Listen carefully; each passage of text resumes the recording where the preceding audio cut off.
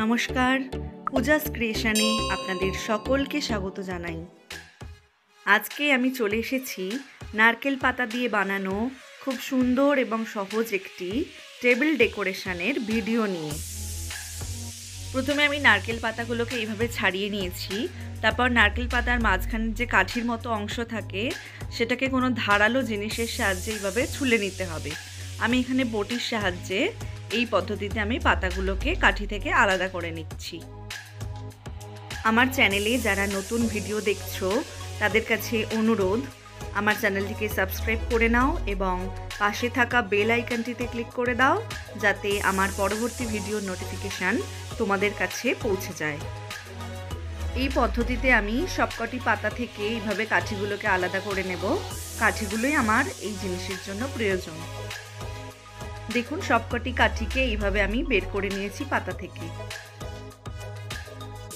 এরকম একটা কাঠের লাঠি আমি নিয়ে নিয়েছি এটাকে বানানোর জন্য। তারপর নারকেল কাঠিগুলোকে নিচ থেকে উপরের দিকে ভালো করে আঠা লাগিয়ে নিতে হবে। ঘরে থাকা যে কোনো সরু পাইপ বা লাঠিকে আমরা এই কাজের জন্য ব্যবহার করতে পারবো।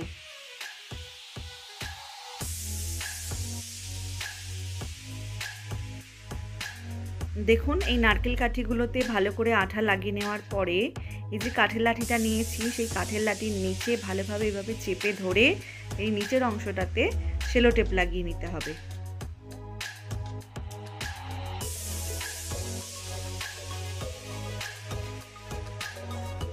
এবার এই লাঠিটাকে শক্ত করে ধরে কাঠিগুলোকে লাঠির গায়েতে ভালোভাবে পাকিয়ে নিতে হবে উপর অবধি।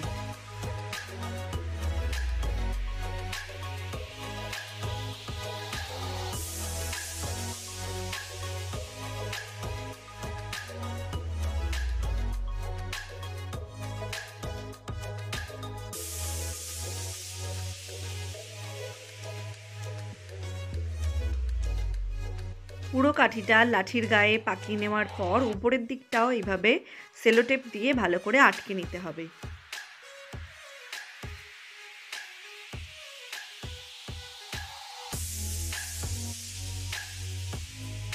এই একই পদ্ধতিতে আমি বাড়িতে থাকা স্টিলের পাইপের মধ্যেও এইভাবে কিছু কাঠি রেডি করে নেব।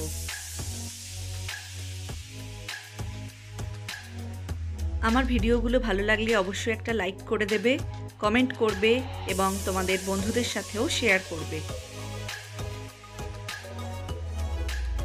কাঠিগুলোকে এইভাবে আঠা লাগিয়ে লাঠির মধ্যে পাকিয়ে নেওয়ার পরে বেশ কয়েক ঘন্টা রেখে দেব এটাকে সেট হবার জন্য।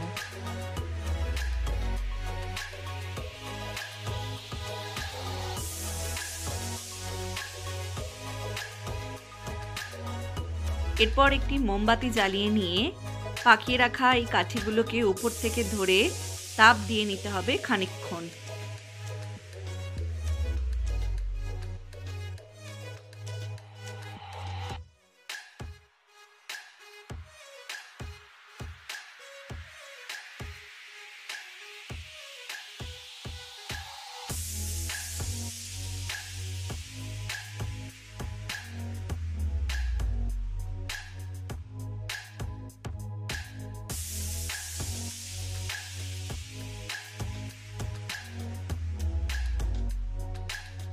বেশ খানিকক্ষণ ধরে ভালোভাবে আগুনের তাপ দিয়ে নেওয়ার পরে এই কাঠিগুলোকে একে অন্যের থেকে এই গরম থাকা অবস্থাতেই ছাড়িয়ে নিতে হবে।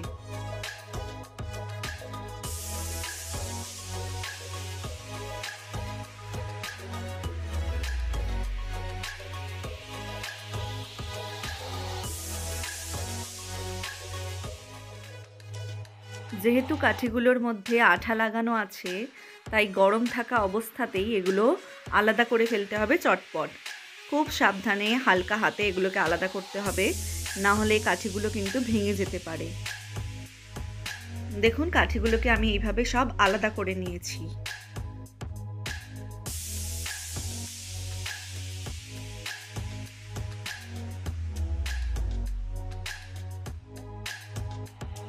এরপর এই প্রত্যেকটা কাঠিকে খুব যত্ন সহকারে নানা রকম ফেব্রিক কালার ব্যবহার করে রং করে নেব। এই রং করার কাজটা আমি তুলি দিয়ে বা স্পঞ্জ দিয়ে যে কোনোভাবেই করে নিতে পারি।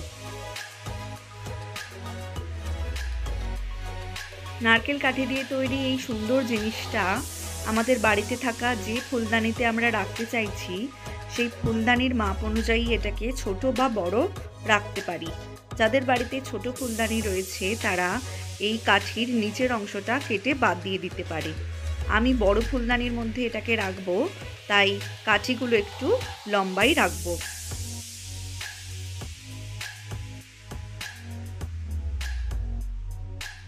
দেখুন দুইভাবেই আমি কাঠিগুলোকে রং করে দেখিয়ে দিলাম।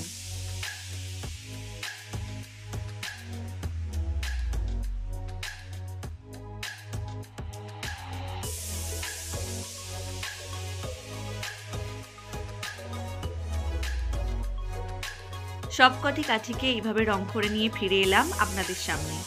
আমরা এইগুলোকে এইভাবেই রং করা অবস্থাতেই ব্যবহার করতে পারি।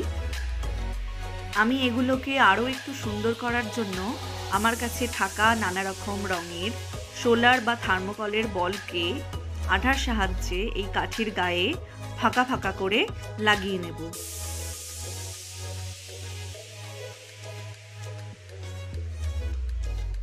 দেখুন তৈরি হয়ে গেল আমার নারকেল পাতা দিয়ে বানানো খুব সুন্দর একটি টেবিল ডেকোরেশন। আপনারাও বাড়িতে ঝটপট এটাকে বানিয়ে ফেলুন।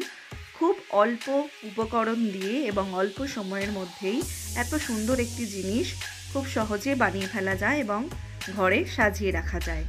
আমার ভিডিওটা শেষ পর্যন্ত দেখার জন্য আপনাদেরকে অনেক ধন্যবাদ জানাই। ভালো থাকুন, সুস্থ থাকুন।